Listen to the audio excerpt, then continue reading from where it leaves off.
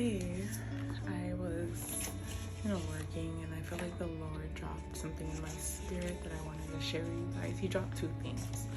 The first one was about who God is, and I've personally been struggling with thinking that some things are impossible for me. Like things that were prophesied into my life, or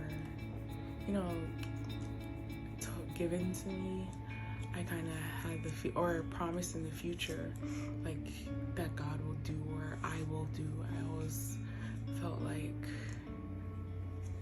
in the future I would have to become a totally different person to be able to attain the promises. And part of that is true. You do have to grow and develop, but in a sense, it's almost as if you qualify yourself, So you're basically thinking what I do qualifies me to reach this level, which is not the case. What you do is in preparation for the assignment, but it's not the qualification. God is the one who qualifies you.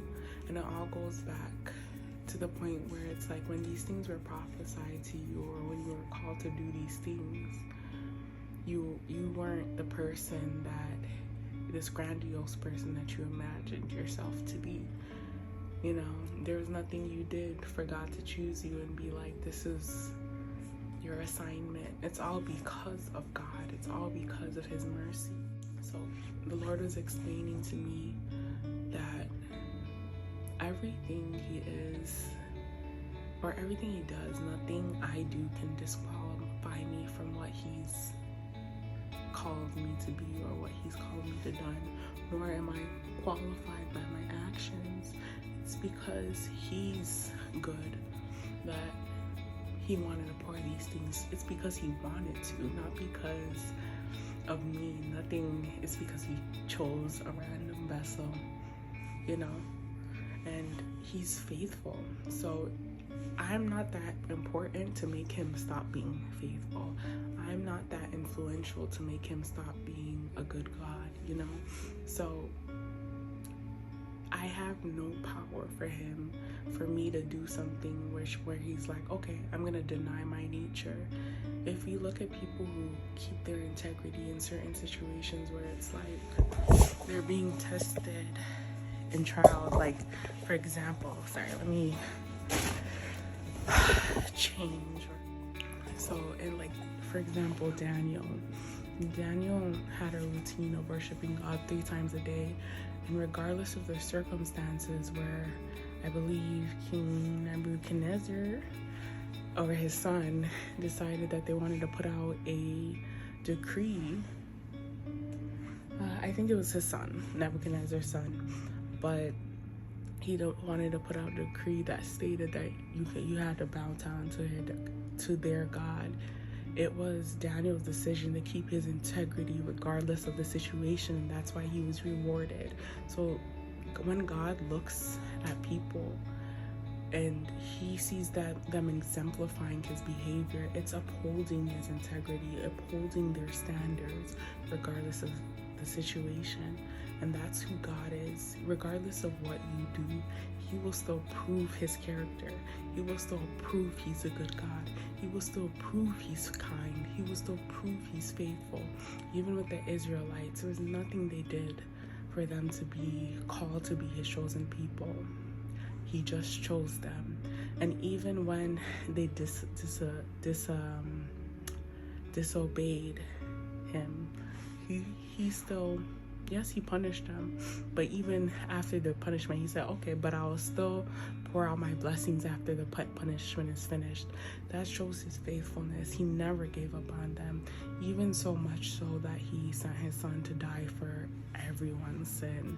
So we can't limit God to our own expectations of how people have disappointed us, or how people have made us to lose faith, in ourselves and others. We can't hold God to that standard, because even if we see a person who's kind, God is the source of kindness. If you see a person who's humble, God is a source of humility. So how much more when we see these good characteristics in people, the source would be, he would be so much so forgiving, so much so loving, so much so caring towards us. And you know, the same love, maybe some people haven't experienced the love of a mother or a father, but a good mother, she's gonna be there for her children no matter what. I've seen it in my own life, you know, the way that a mother protects their child, the way that a mother is faithful and nurtures their child, that's how God is towards us. So when God has a promise, don't limit yourself into believing that it's all about you and all about what you do. What you do is in preparation for the role of the promise, but it's not what qualifies you. Okay? And I'm trying to remember the second thing. Oh, and I wanted to add to my last thing, where it's like, also when we go through trials and tribulations of life and we kind of believe that we're never gonna get out of it, if the word says God is a faithful God, he's a powerful God, he's a mighty God, then you better believe that that God that you're serving is going to pull you out of it. And the devil cannot be more powerful than the Lord, you know, the King of Kings and the Lord of Lords, the sovereign God. So that means that whatever situation you're placed in, God already knew. He already made a way. So keep on walking that path. Keep on walking. I just wanted to add to this because I remember the point I was going to make, which was the fact that in order for you to receive what God has for you, you do have to be able to perceive who he is. A portion of faith is knowing who God is, knowing that he is who he says he is, knowing his attributes.